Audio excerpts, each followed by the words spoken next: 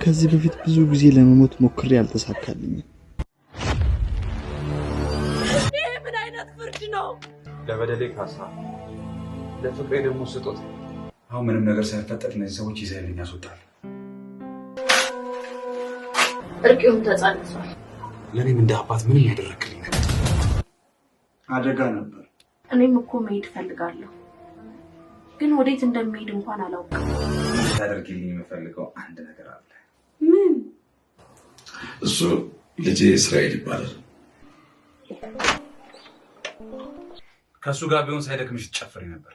ብቻዬን መሆን ፈልጋለሁ። አብረን ነበር የምናጠናው፣ የምንሄደው፣ የምንመጣው። እፈልግሻለሁ ሳሎን ካለኝ በኋላ ይደብረኝ ሞከረ። አይላይኗን እያየሽ እማረባ ሴት ስለሆንኩ ውዱ ፍቅርሽን በአንድ ብር ሲጋራ ለወጥኩት በያት። ሳብሪ ምን ላይ ቆያችሁ ነው ላይ አንድ ክፉ ኃላፊነት የማይሰማው ዶክተር ነግሬሽ ነበር መጥፎ ሰው ነው ብዬ ተጠንቀቂው አላልኩ? ብቻ በፍቅር ብቻ ነገሮች እንዳሰብኳቸው እየሄዱ ይመስለኛል።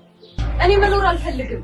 ተይኝ በቃ። ራስሽን ችለሽ መኖር አትችይም። እየተከታተልሽ አረብሽኝ። በቃ ተይኝ። ሐዘንሽ ቅጣጣ ከቤትሽ አልወጣ። ትሰማለህ? እንደውም ከአሁን በኋላ አንተ ነኝ አልፈልገውም። አጠፋዋለሁ። የገደለኝ ነው ያዳነኝ።